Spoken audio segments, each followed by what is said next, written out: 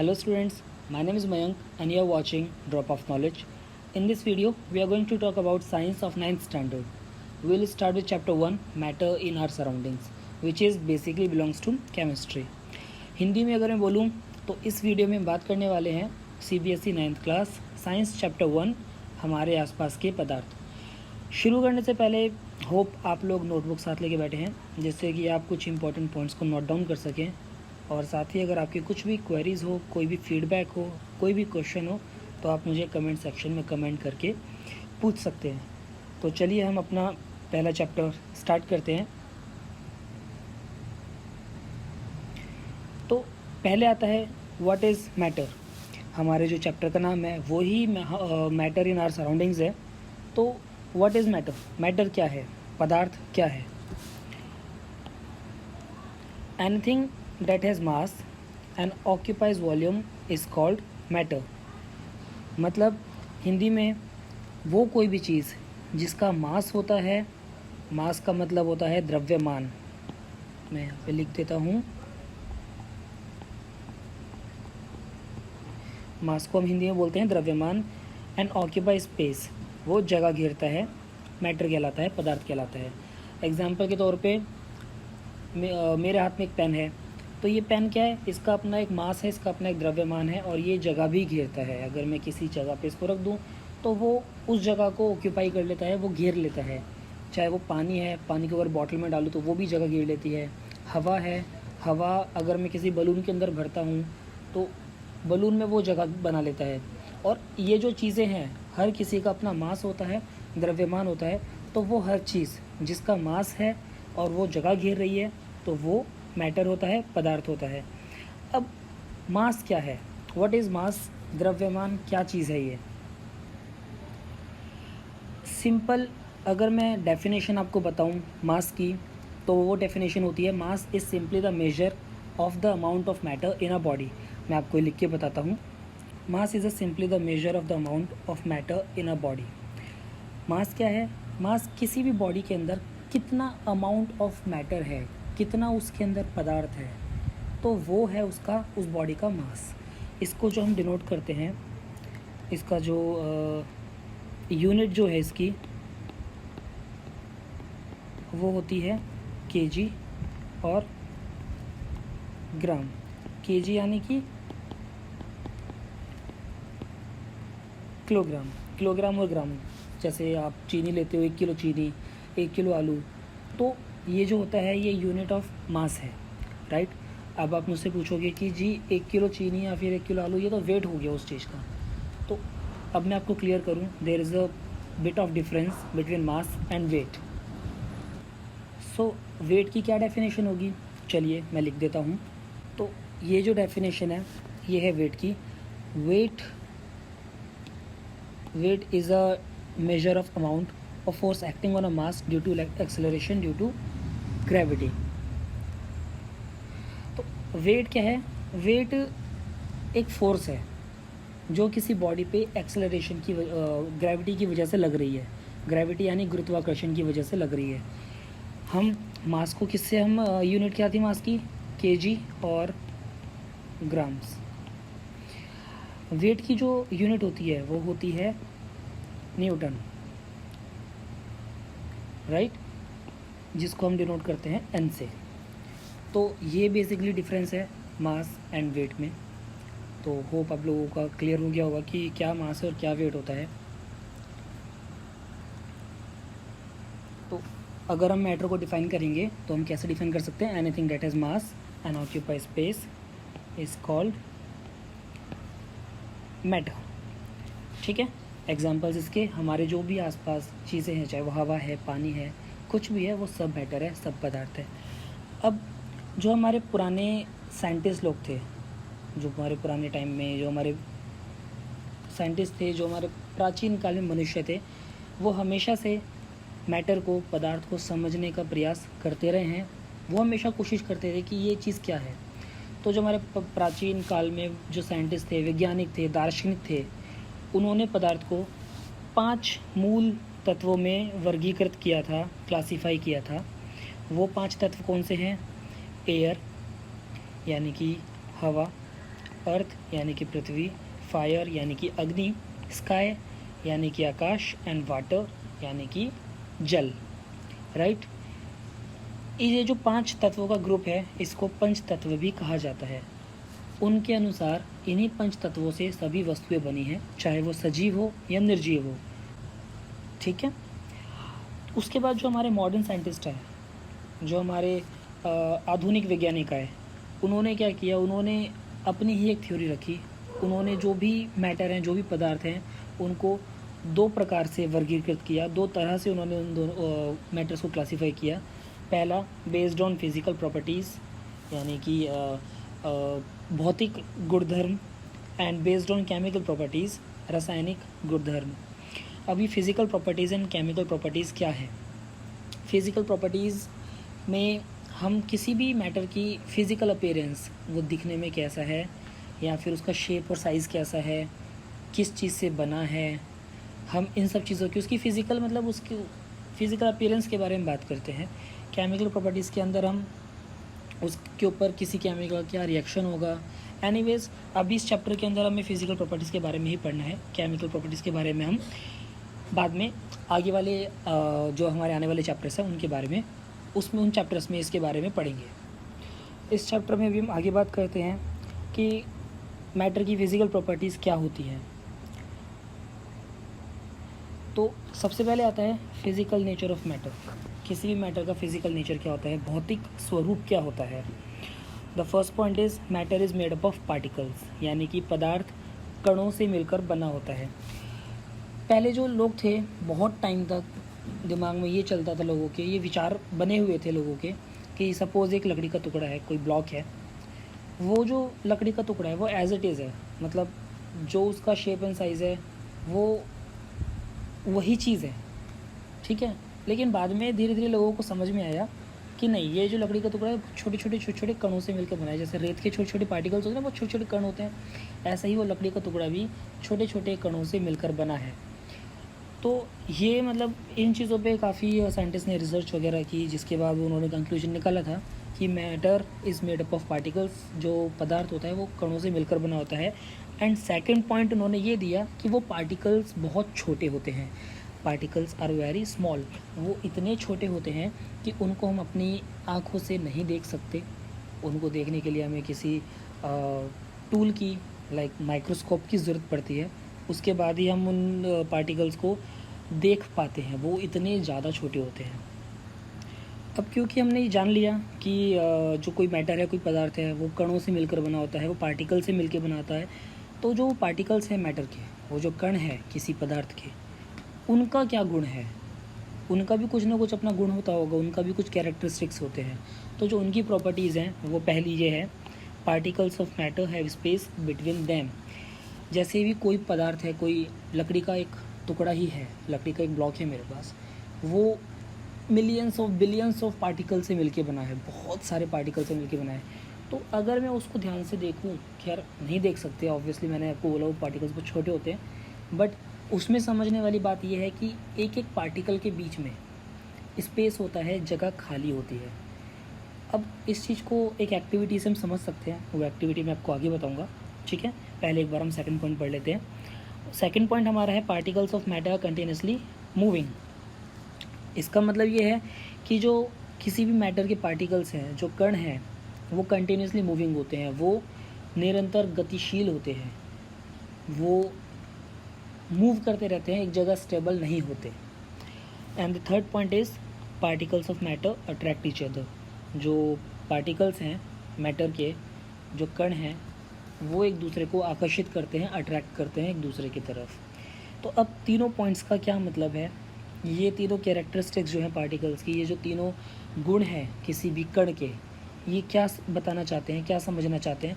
चलो एक आगे एक्टिविटी है, उसके ज़रिए हम इसको समझते हैं।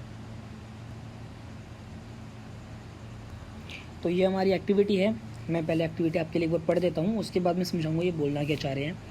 Activities, take some water in a beaker and mark the level of water.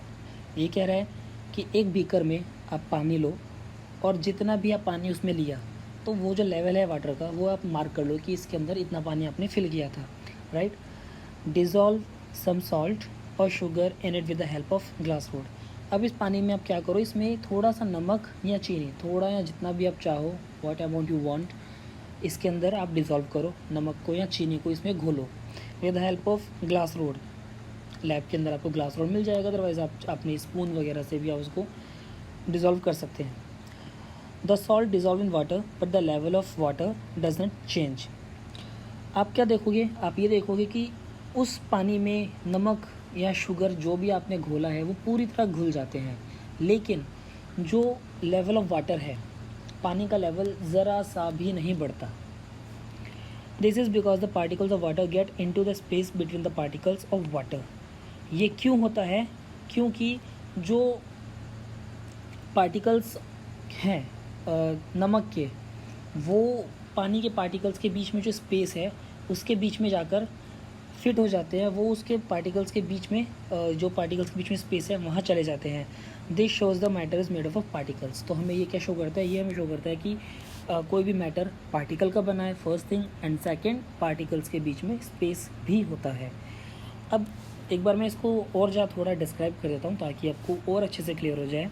हमने क्या किया था, हमने एक बीकर में पानी लिया, पानी का लेवल मार्क कर दिया कि जी इस बीकर के अंदर इतना पानी है, राइट। उसमें हमने नमक घोला, उस पानी के अंदर नमक पानी में पूरी तरह घुल जाता है। आप भी जानते हो, आप भी घर में अगर शायद कभी नींबू पानी बनाते होगे तो पानी में नमक घोलते हो, चीनी घोलते हो, तो चीनी और नमक पानी में पूरी तरह से घुल जाता है।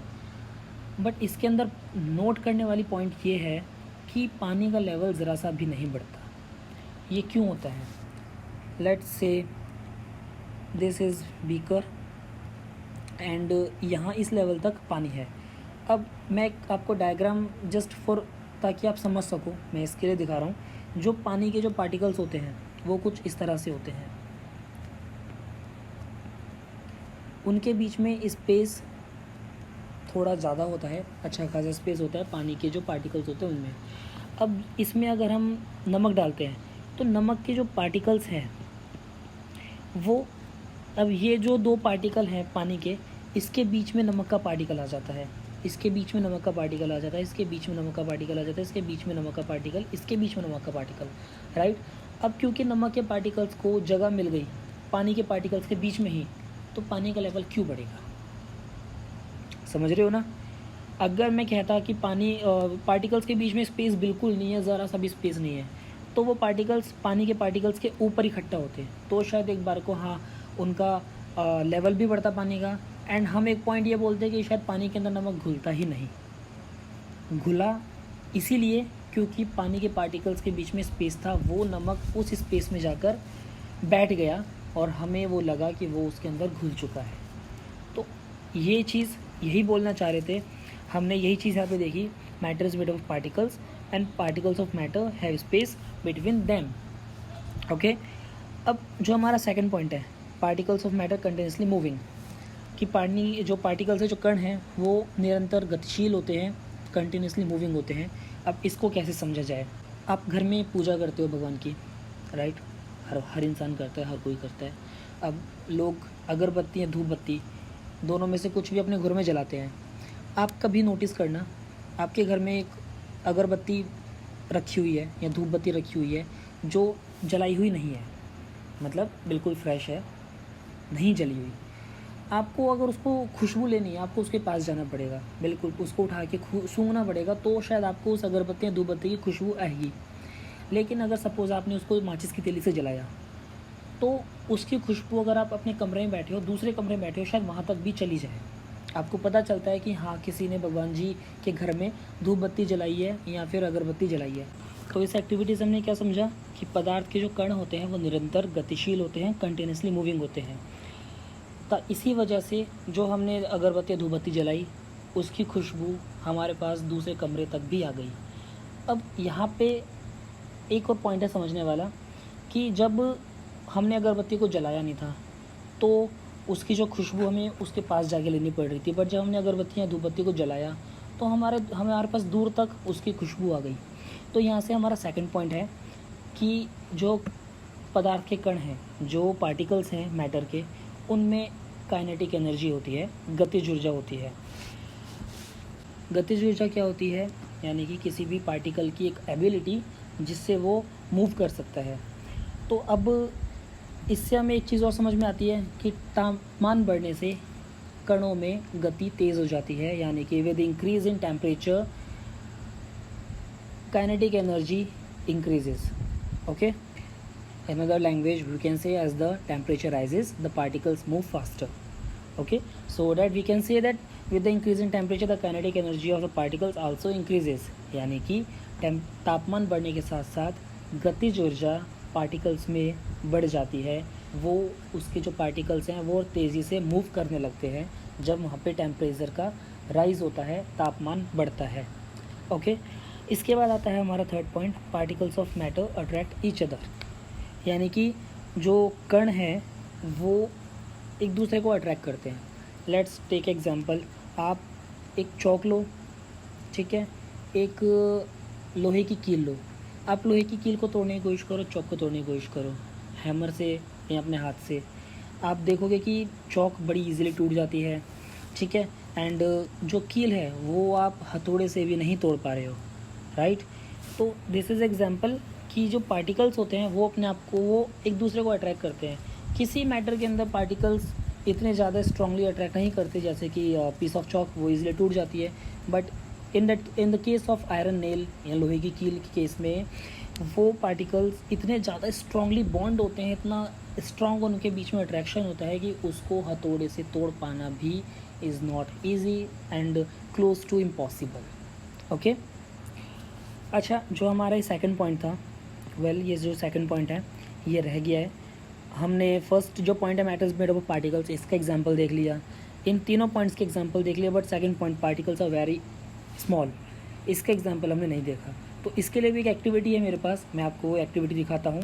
होप कि आपको उस एक्टिविटी को समझ के इस पॉइंट को समझने में आसानी हो कि पार्टिकल्स जो होते हैं वो बहुत ज़्यादा छोटे होते हैं। तो आइए उस एक्टिविटी के ऊपर चलते हैं। तो ये वो एक्टिविटी है, पहले मैं इस एक्टिविटी को आपके लिए पढ़ता हूँ, उसके बाद मैं आपको ये समझाऊंगा कि ये एक्टिविटी में क्या कहना चाह रहे हैं। तो एक्टिविटी ऐसे है, take 2 to 3 crystals of potassium permanganate and dissolve them in 100 ml of water। ये बोल रहा है कि आप पोटेशियम परमैंगनेट के 2 से 3 क्रिस्टल लो और उनको 100 ml वाटर में डिज़ोल्व करो। जैसे कि इस फिगर में इन्होंने किया है, ये जो पहला बीकर है ये है क्लीन वाटर, इन्होंने पोटेशियम परमैंगनेट सेकंड बीकर में डिज़ोल्व कर दिया 2 से 3 क्रिस्टल। ओके, तो इसका जो कलर है वो बहुत डार्क पिंक हो गया है। बहुत पोटेशियम परमैंगनेट को अगर हम किसी भी क्लीन वाटर में डिज़ोल्व करेंगे, घोलेंगे, तो वो पानी अपना कलर चेंज कर लेता है, डार्क पिंक हो जाता है। ओके, उसके बाद ये बोलता है the out of approximately 10 ml of the solution and put it into 90 ml of clean water. मतलब इस पानी में से 10 ml पानी लो, 10 ml मतलब इस पानी का 10वां हिस्सा इन शॉर्ट, और आप एक और बीकर में आपने क्लीन वाटर लिया, उसके अंदर वो डाल दो, राइट। इसके बाद इन्होंने बोला take out 10 ml of the solution and put it into another 90 ml of clean water. फिर दोबारा से ये कह रहा है कि एक और इसी वाले बीकर में से, इस वाले बीकर में से दोबारा से आप 10 ml पानी लो और दोबारा से इसको दूसरे बीकर में जिसमें क्लीन वाटर है उसके अंदर मिक्स कर दो, एंड यही प्रोसेस आप दोबारा रिपीट करो। Here it is this experiment repeat this process 5 to 6 time. ये प्रोसेस आपको 5 से 6 बार रिपीट करनी है। This experiment shows the few crystals of potassium permanganate can colour a large volume of water because there are millions of tiny particles in each crystal of potassium permanganate. इस example से हम क्या समझ रहे हैं कि हमने फर्स्ट बीकर में क्लीन वाटर में पोटेशियम परमैंगनेट के 2 से 3 क्रिस्टल हमने डाले थे, और उन 2 से 3 क्रिस्टल, सिर्फ 2 से 3 टाइनी क्रिस्टल्स ने 100 ml वाटर को पूरा का पूरा कलर कर दिया। तो पहला तो पॉइंट हम यहाँ पे समझ जाते हैं कि जो पार्टिकल्स हैं बहुत टाइनी होते हैं, इतने टाइनी कि 2 से 3 क्रिस्टल इतने सारे पानी को भी कलर कर सकते हैं। मतलब 2 से 3 क्रिस्टल्स के अंदर कितने सारे पार्टिकल्स होंगे जो इतने सारे पानी के अंदर जाकर पूरे पानी को उन्होंने कलर कर दिया। इसके बाद जो हमने आगे जो प्रोसेस की है इसका क्या मतलब था? इसका मतलब ये था कि हमने पहले थोड़ा पानी लेके क्लीन वाटर में डाला, फिर थोड़ा पानी लेके फिर क्लीन वाटर में डाला, फिर थोड़ा पानी लेके हमने क्लीन वाटर में डाला। अब देखो इस फिगर में, इस डायग्राम के अंदर ये जो पिंक कलर था starting of dark pink colour था, तो वो धीरे धीरे लाइट पड़ता जा रहा है। इसके अंदर तो लाइट है, इसके अंदर थोड़ा और लाइट है, इसके अंदर बहुत ज़्यादा लाइट है, लेकिन कलर नहीं गया। पिंक कलर लास्ट वाले बीकर में भी है। मतलब इस पार्टिकल से जब इस बीकर के अंदर उन्होंने पानी डाला तो पोटेशियम परमैंगनेट के कुछ पार्टिकल्स इस बीकर में आ गए। फिर जब इस बीकर से पानी निकाल के इस बीकर में डाला तो वो पार्टिकल्स, कुछ पार्टिकल्स अगले बीकर में चले गए, फिर वही पार्टिकल्स, कुछ पार्टिकल्स अगले बीकर में चले गए। मतलब पार्टिकल्स इतने टाइनी थे कि वो पहले तो इतने सारे पानी के अंदर घुल भी गए और वो अगले बीकर के अंदर वो जाते भी चले गए। तो इस एक्टिविटी का मतलब यही था कि पार्टिकल्स के जो पार्टिकल्स होते हैं किसी मैटर के, जो कण होते हैं किसी पदार्थ के, वो बहुत ज़्यादा छोटे होते हैं। अब आगे आते हैं हम अपने अगले टॉपिक की तरफ, जो है स्टेट ऑफ मैटर, यानी कि पदार्थ की अवस्थाएं on the basis of physical properties, right. तो कोई भी जो पदार्थ है वो 3 चीज़ों में डिवाइड होता है, उसकी 3 अवस्थाएं हैं, 3 स्टेट हैं। The first thing is solid, other is liquid and the third one is gas. Solid यानी कि ठोस, लिक्विड यानी कि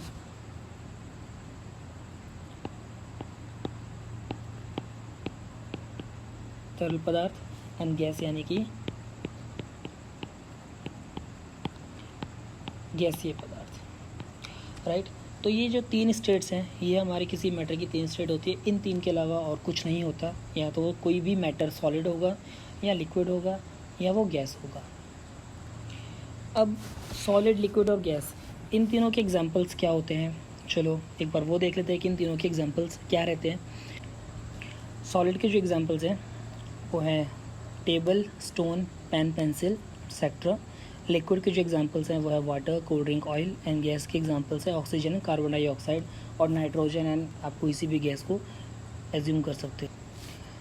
तो इन शॉर्ट अगर मैं आपको सॉलिड, लिक्विड एंड गैस में डिफरेंस बताऊं तो डिफरेंस सिंपल यही होता है कि जो सॉलिड होते हैं वो रिजिड होते हैं, उनका शेप एंड साइज़ फिक्स होता है। जैसे एग्जांपल टेबल या कोई स्टोन है, उसका क्या है कि शेप और साइज़ सेम है। मैं चाहे उसको कहीं भी रखूं, वो अपना शेप नहीं बदलेगा जब तक मैं उस पर कोई बाहर से फोर्स ना लगाऊं, उस पर हथौड़ा ना मारूं, उस पर बाहर से मैं कोई बल ना लगाऊं, कोई फोर्स उस पर वर्क ना करे, तब तक क्या है कि वो अपने शेप और साइज़ नहीं बदलेंगे, वो सेम रहेंगे। तो वो जो एग्जांपल है वो होते हैं सॉलिड। लिक्विड, ये अपना शेप एंड साइज़ बदल लेते हैं। जैसे पानी है, पानी को मैं अगर ग्लास में डालूँगा तो ग्लास की शेप का आ जाएगा, मैं अगर उसको बड़े टब में डालूँगा तो टब की शेप में आ जाएगा, ठीक। एंड ऐसे ही गैस, गैस क्या है, गैस भी जिसमें भी डालोगे उसका शेप ले लेती है। इसके साथ साथ गैस की अपनी कुछ अपनी क्वालिटीज़ होती हैं, वो आगे आने वाली स्लाइड के अंदर मैं आपको बताता हूँ। सबसे पहले हम देख लेते हैं यहाँ पे, the motion of particles can be seen and compared in the 3 state of matter. जो भी पार्टिकल्स के मोशन है उसके बेस पर भी हम स्टेट ऑफ मैटर को क्लासीफाई कर सकते हैं। जैसे the first diagram is solid, second diagram is of liquid and third diagram is of gas. अब यहाँ पे आप देख रहे हो जो सॉलिड के पार्टिकल्स हैं वो आपस में बहुत ज़्यादा क्लोज हैं एंड उनके बीच में गैप नेग्लिजिबल है, ना के बराबर है। लिक्विड का जो डायग्राम है, इस डायग्राम के अंदर जो पार्टिकल्स के बीच में गैप थोड़ा सा ज़्यादा है कंपैरेटिव टू सॉलिड, सॉलिड के मुकाबले थोड़ा सा ज़्यादा है। एंड ये मूविंग भी है, बहुत ज़्यादा मूविंग नहीं है बट थोड़े से मूविंग है। गैस के अंदर जो पार्टिकल्स के बीच में स्पेस है, सॉलिड और लिक्विड के कंपैरेटिव बहुत ज़्यादा स्पेस है। एंड ये जो इनके बीच इनकी जो मोशन है, इनका जो मूव है, वो भी इन दोनों के मुकाबले कहीं ज़्यादा है, ठीक। As you go from solid to liquid to gases the energy level of particles increases. मतलब अगर आप सॉलिड से लिक्विड में जाते हो और लिक्विड से गैस में जाते हो तो जो एनर्जी लेवल पार्टिकल्स का है वो इंक्रीज़ होता है। एनर्जी लेवल का मतलब ये जो मोशन है, सॉलिड के अंदर एनर्जी लेवल यानी मोशन बिल्कुल भी नहीं है, लिक्विड के अंदर थोड़ा सा ज़्यादा है एंड गैस के अंदर बहुत ज़्यादा है। तो this is the basic diagram of solid, liquid and gas. अब हम समझते हैं what is solid state, the solid state. तो जो एग्जांपल मैंने आपको पहले ही बताए थे, सॉलिड स्टेट के एग्जांपल्स क्या होते हैं? एग्जांपल है पेंसिल, बुक, स्टोन, मोबाइल, कोई भी चीज़ आपके हाथ में जो भी शेप और साइज जिसका सेम रहता है। अब यहाँ पे हम पढ़ते हैं solid have a definite shape, distinct boundaries and fixed volumes that is have negligible compressibility. Solids के पास डेफिनेट शेप होती है, मतलब एक खुद की शेप होती है, वो अपना शेप नहीं बदलते। डेफिनेट शेप का मतलब हो गया निश्चित आकार। डिस्टिंक्ट बाउंड्रीज मतलब उनका जो है स्पष्ट सीमाएं होती हैं, वो अपनी सीमाओं से बाहर नहीं जाते, वो फैलते नहीं। जैसे पानी है, पानी का क्या, पानी अगर ज़मीन पे फेंकोगे वो फैल जाएगा, इधर से उधर बह जाएगा, ठीक है। उनकी क्या है कि उनकी डिस्टिंक्ट बाउंड्रीज़ नहीं है, उनकी स्पष्ट सीमाएं नहीं हैं। तो सॉलिड में क्या होता है? सॉलिड में ऐसा नहीं है। सॉलिड की जो बाउंड्रीज़ होती हैं वो डिस्टिंक्ट रहती हैं। एंड फिक्स्ड वॉल्यूम, इनका जो वॉल्यूम है, इनका जो आयतन है वो भी फिक्स रहता है। That is have negligible compressibility. Negligible compressibility का क्या मतलब है? कंप्रेसिबिलिटी का मतलब होता है किसी चीज़ को कंप्रेस करना, यानी कि दबाना, बाहर से ताकत लगाकर उसको कंप्रेस करना, उसको उस पर बाहर से फोर्स लगा के उसको दबाना, उसको, ठीक है। तो ये होता है उसकी कंप्रेसिबिलिटी। सॉलिड केस में हम उसको किसी भी चीज़ को हम बाहर से फोर्स लगा के दबा नहीं सकते, उसका शेप और साइज़ नहीं बदल सकते। अगर हम बहुत ज़्यादा फोर्स लगा देंगे तो वो टूट जाएगा, लेकिन अपना शेप और साइज़ नहीं बदलेगा, right. Solids have a tendency to maintain their shape when subjected to outside force. जैसे कि मैंने आपको बताया कि सॉलिड के पास टेंडेंसी है शेप बदलने की, लेकिन when subjected to outside force, जब तक उस पर बाहर से कोई फोर्स ना लगाई जाए। और फोर्स भी लगाएंगे तो वो क्या है कि अपना वो टूट जाएगा। एक बड़ा लकड़ी का टुकड़ा है, उस पर बाहर से फोर्स लगाओगे तो वो छोटे छोटे टुकड़ों में टूट जाएगा, ठीक है। सॉलिड्स में break under force but it is difficult to change their shape, so they are rigid. Solids टूट सकते हैं, बाहर से जो फोर्स लगेगी वो टूट सकते हैं, लेकिन but it is difficult to change their shape, उनका शेप को चेंज करना बहुत डिफ़िकल्ट है, so they are rigid, right. अब अगला क्वेश्चन यहाँ पे एक आता है, what about rubber band. Rubber band आपने देखा है, रबर बैंड स्ट्रेचेबल होता है, उसको हम खींच सकते हैं। अब आप कहोगे कि वो सॉलिड है वो या वो क्या है, क्योंकि वो तो अपना जो शेप है बदल रहा है। रबर बैंड को आपने खींचा, वो लंबा हो जाता है, शेप चेंज हो गया। अ rubber band changes shape under force and it regains the same shape when the force is removed. Rubber band क्या है, वो अपना शेप बदलता बेशक है, लेकिन जब उस पर बाहर से कोई ताकत लगाई जाती है, एंड जैसे ही वो फोर्स हटाया, रबर बैंड वापस अपनी पुरानी शेप में वापस आ जाता है। वो बड़ी लंबी चौड़ी वाली जो शेप है, जो खींच कर की थी, उस शेप में नहीं रहता, वो वापस अपनी पुरानी शेप को गेन कर लेता है। If excessive force is applied it breaks. And अगर आपने रबर बैंड में बहुत ज़्यादा फोर्स लगा दिया, वो टूट भी जाएगा। तो इसीलिए इसको हम सॉलिड में ही कंसिडर करते हैं। And the second point is what about A sponge. अब स्पॉन्ज आपने देखा होगा, हमने सॉलिड में ऊपर पढ़ा था कि दे हैव नेग्लिजिबल कंप्रेसिबिलिटी, मतलब आप बाहर से फोर्स लगाकर आप उसका शेप और साइज़ नहीं बदल सकते, आप उसको दबा नहीं सकते। बट स्पॉन्ज क्या है? स्पॉन्ज आपने घरों में बर्तन वगैरह धोने के लिए यूज़ किया होगा, उसको मैं हाथ से पकड़ कर दबा सकता हूँ। एंड नाउ अब ये क्या है, सॉलिड है, ठोस है कि नहीं है?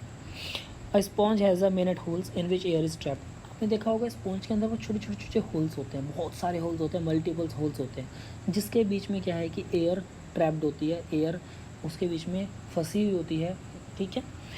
And when we press it the air is expelled out. जब भी हम उसको दबाते हैं, हम उसको प्रेस करते हैं, वो जो अंदर फंसी हुई हवा है, जो उन छोटे छोटे होल्स में ट्रैप्ड है, वो बाहर निकल जाती है।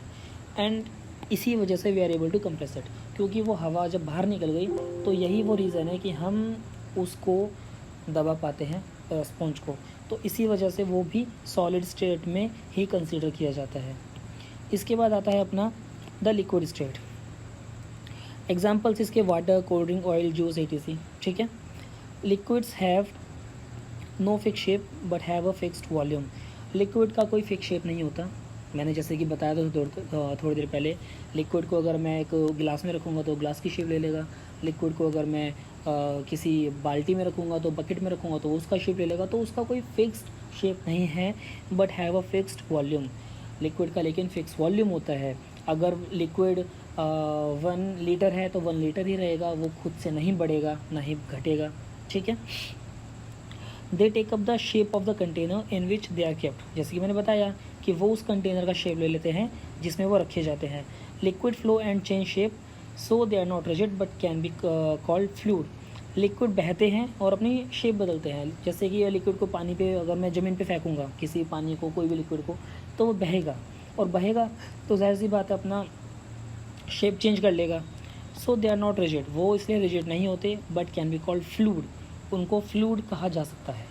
Okay, all living creatures need to breathe for survival. जो हमारे जो भी मतलब हमारे आसपास के लोग हैं, जानवर हैं, क्रिएचर्स हैं, हम भी हैं, सबको सांस लेने की ज़रूरत होती है जीने के लिए।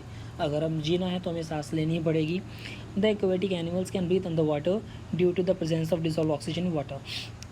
जो एक्वेटिक एनिमल्स होते हैं, एक्वेटिक एनिमल्स कौन से होते हैं? जो पानी में रहते हैं, पानी में रहने वाले जानवर, मछली एग्जाम्पल के तौर पे मछली, वो क्या है, वो पानी के अंदर ही रहते हैं, पानी के अंदर ही वो सांस लेते हैं। और वो पानी के अंदर सांस कैसे लेते हैं?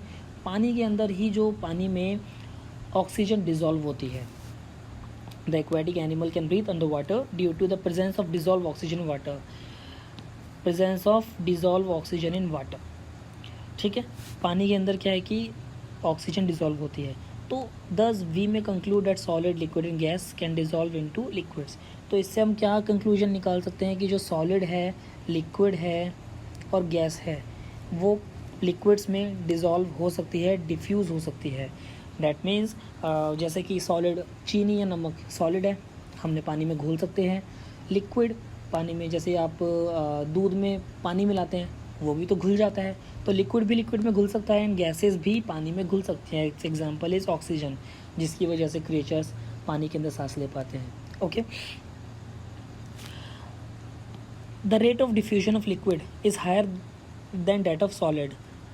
जो रेट है, जो स्पीड है लिक्विड के लिक्विड में घुलने की, वो सॉलिड से ज़्यादा होती है। मतलब सपोज़ अगर आप किसी पानी के अंदर चीनी घोलें और किसी पानी में दूध घोलें, तो क्या जल्दी घुलेगा? पानी के अंदर दूध जल्दी मिक्स हो जाएगा, चीनी को आपको घोलने में 5 मिनट तक उसको किसी भी चम्मच से घुमाना पड़ेगा, राइट।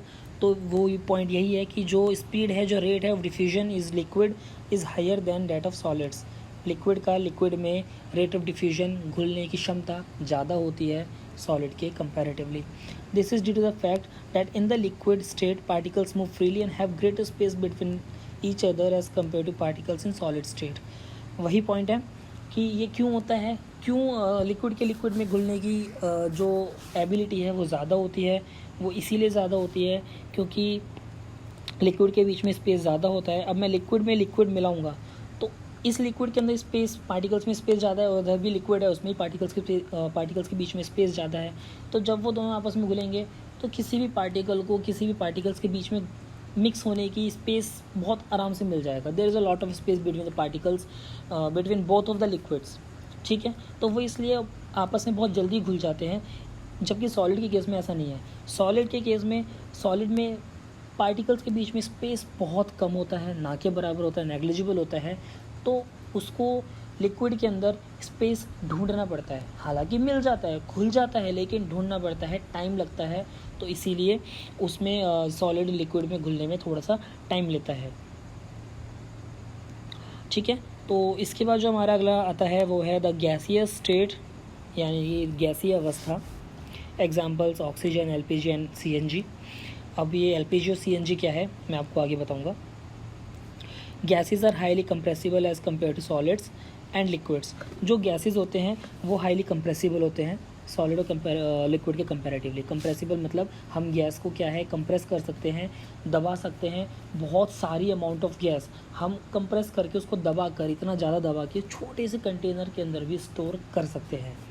एग्जाम्पल के तौर पे एलपीजी। एलपीजी की फुल फॉर्म याद कर लेना, लिक्विफाइड पेट्रोलियम गैस। ये वो गैस है जो हम हमारे घर में कुकिंग के लिए भी यूज़ करते हैं। जो हमारे घरों में सिलेंडर आता है खाना बनाने के लिए, उसके अंदर भी एलपीजी गैस ही स्टोर होती है। LPG cylinder that we get in our homes for cooking is compressed gas. जो हमारे घरों में खाने के लिए सिलेंडर में गैस आती है वो एलपीजी होती है और वो कंप्रेस्ड होती है। वो जो गैस होती है वो सिलेंडर का साइज़ बहुत बड़ा नहीं होता, वो छोटा सा सिलेंडर होता है, लेकिन उस सिलेंडर के अंदर बहुत सारी गैस स्टोर करके रखते हैं। तो वो कंप्रेस करके ही उस छोटे सिलेंडर के अंदर स्टोर कर पाते हैं। सेकंड एग्जांपल है सीएनजी। सीएनजी की फॉर्म होती है कंप्रेस्ड नेचुरल गैस, ठीक है। CNG is used as fuel in vehicles. आपने सुना होगा गाड़ियों में सीएनजी डलवाते हैं आजकल, सीएनजी डलवा कर ही गाड़ी चलती है। तो जो सीएनजी गैस है वो एज अ फ्यूल हम यूज़ करते हैं व्हीकल्स में। Due to its high compressibility, large volume of gas can be compressed into a small cylinder and transported easily. CNG को एज अ फ्यूल यूज़ क्यों किया जाता है? सीएनजी जो गैस है वो बहुत ज़्यादा हाई कंप्रेसिबल होती है, बहुत ज़्यादा हाई कंप्रेसिबल, बहुत बड़ी अमाउंट की गैस भी हम छोटे से कंटेनर, छोटे से सिलेंडर में स्टोर कर सकते हैं। अब बहुत सारी अमाउंट ऑफ गैस आप छोटे से कंटेनर में स्टोर करके उसका ट्रांसपोर्टेशन भी बहुत ईजी होता है। तो इसीलिए सीएनजी को हम यूज़ करते हैं as a fuel in vehicles, क्योंकि उसका ट्रांसपोर्टेशन ईजी है। इसके बाद थर्ड पॉइंट है, एक क्वेश्चन है जस्ट टू अंडरस्टैंड, आप लोगों के समझने के लिए। Without entering in kitchen how do we come to know that what is being cooked in kitchen. आपने कभी देखा है कि आप मम्मी खाना बना रही किचन में एंड आप अपने कमरे में बैठे हो, दूसरे कमरे में, और आपको पता चल जाता है कि किचन में क्या बन रहा है। आप तो जबकि किचन में गए भी नहीं हो, आपने मम्मी को देखा ही नहीं क्या बना रही है, फिर कैसे पता चल गया क्या बन रहा है? क्योंकि खाने की खुशबू आप तक आ जाती है, ठीक है। तो ये हम इस एग्जांपल को कुछ उस एग्जांपल जो हमने पहले एग्जांपल लिया था उस टॉपिक पे कि जो पार्टिकल्स होते हैं वो मोशन होता है उसके अंदर कंटिन्यूसली मूविंग होते हैं, कुछ हम कंपेयर कर सकते हैं। एक बार ये पढ़ लेते हैं। The particles of aroma of food is mix with the particles of air spread from the kitchen and reaches. जो फूड मिक्स का जो पार्टिकल्स है, जो खाना बना, खाने की भाप निकली, तो जो फूड की जो पार्टिकल्स हैं वो जो किचन में हवा है उसमें वो मिक्स हो जाते हैं, ठीक है।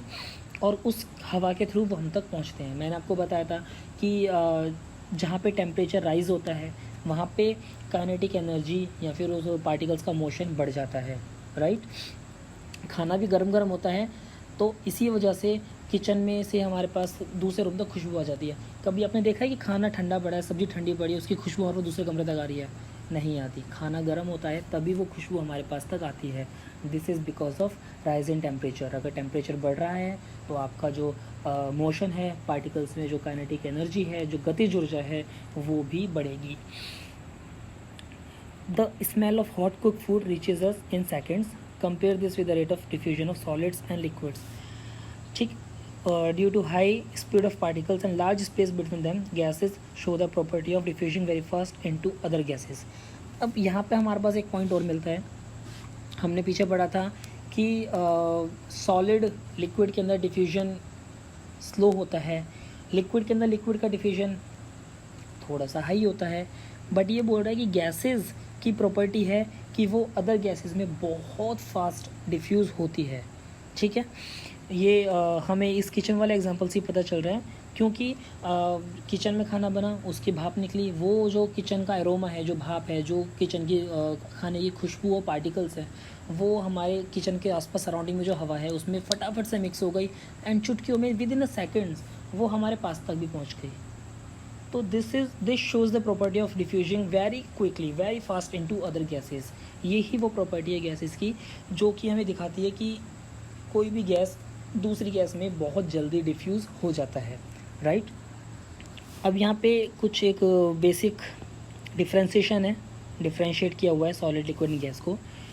ये कुछ मेजर कैरेक्टरिस्टिक्स हैं कि हाँ, इनके बेसिस पर सॉलिड लिक्विड गैस को हमने डिफ्रेंशिएट किया हुआ है। तो एक बात समझ लेते हैं, सब कुछ वही है जो हमने पहले पढ़ा है, बट एक ही इसको एक समराइज़ किया हुआ है। तो ठीक है, अगर आपसे भी कभी क्वेश्चन पूछते हैं एग्जाम्स में कि differentiate between solid liquid and gas, तो आप ऐसे ही एक टेबुलर फॉर्म में, एक टेबलर फॉर्म में टेबल बनाकर आप उसको डिफरेंशिएट कर सकते हो।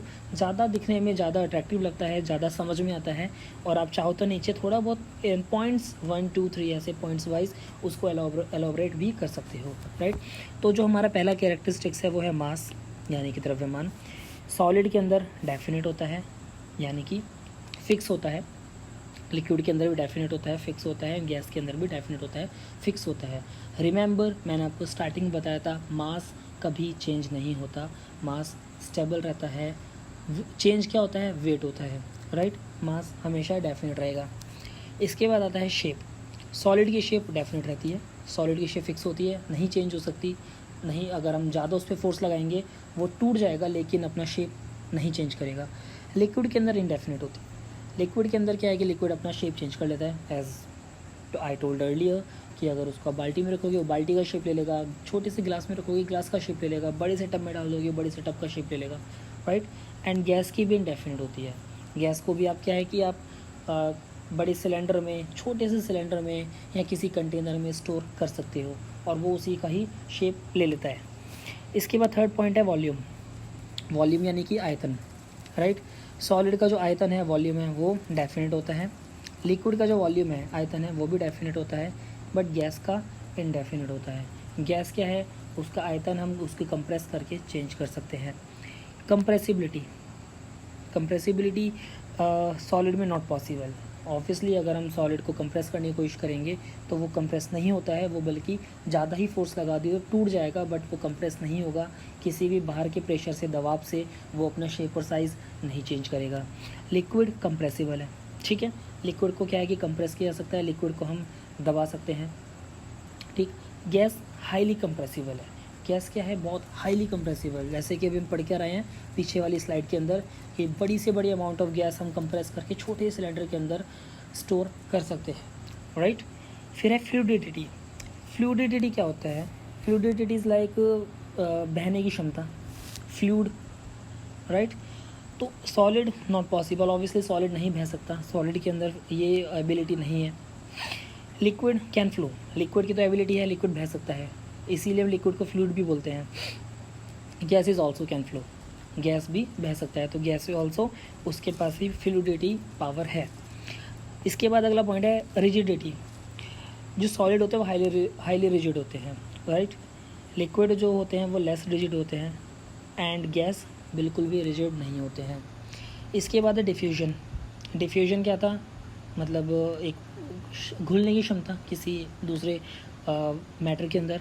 जो सॉलिड है स्लो डिफ्यूजन पावर है। सॉलिड क्या है कि अगर हम पानी में घोलते हैं तो बहुत घुल जाता है, बट टाइम लेता है, थोड़ा स्लो है। लिक्विड क्या है? फास्ट है। लिक्विड को अगर मैं लिक्विड में घोल रहा हूँ तो घुल जाता है, फास्टली घुल जाता है, बट गैस का जो डिफ्यूजन पावर है वो वेरी फास्ट होता है, राइट। स्पेस बिटवीन पार्टिकल्स, जैसे कि हमने पीछे डायग्राम में समझा था, सॉलिड के अंदर जो स्पेस पार्टिकल्स के बीच में होता है वो नेग्लिजिबल, बहुत ना के बराबर होता है। मोस्ट क्लोजली पैक्ड पार्टिकल्स आपस में मोस्ट क्लोजली पैक्ड होते हैं अच्छे से। लिक्विड लेस क्लोजली पैक्ड, वो जो लिक्विड है उसके जो पार्टिकल्स हैं वो लेस क्लोजली पैक्ड होते हैं, मतलब उनके जो पार्टिकल्स उनके बीच में स्पेस सॉलिड के कंपैरेटिवली थोड़ा ज़्यादा होता है। And the gas least closely packed, gas का जो पार्टिकल्स हैं वो लीस्ट क्लोजली पैक्ड होते हैं, मतलब इनडायरेक्टली उनकी जो पार्टिकल्स के बीच में स्पेस बहुत ज़्यादा होता है, सॉलिड और लिक्विड के कंपैरेटिवली तो बहुत ज़्यादा होता है, राइट। तो गाइज़ अभी इस वीडियो के अंदर फ़िलहाल इतना ही। अभी ये चैप्टर हमारा ख़त्म नहीं हुआ, चैप्टर के अंदर अभी हम आगे पढ़ेंगे कि कोई भी मैटर है वो अपना स्टेट कैसे चेंज कर सकता है। सपोज़ कोई भी सॉलिड है वो लिक्विड या फिर गैस बन सकता है कि नहीं बन सकता, या लिक्विड सॉलिड में कन्वर्ट हो सकता है कि नहीं हो सकता, ठीक है। तो वो जो स्टेट है वो अपने चेंज कैसे करते हैं, इन सब के बारे में आगे पढ़ेंगे, वो मैं आपको बताऊँगा अपनी अगली वीडियो के अंदर। अभी फ़िलहाल इस वीडियो के अंदर इतना ही। तो गाइज़ अगर आपको ये वीडियो मेरी अच्छी लगी हो, पसंद आई हो, तो प्लीज़ इसको लाइक कीजिएगा, सब्सक्राइब भी कीजिएगा एंड शेयर कीजिएगा। और अगर आपका कोई फीडबैक हो, कोई भी क्वेश्चन हो, कुछ भी इंक्वायरी हो, तो आप वो मुझे मेरे कमेंट सेक्शन में पूछ सकते हैं। So thank you guys, thank you so much.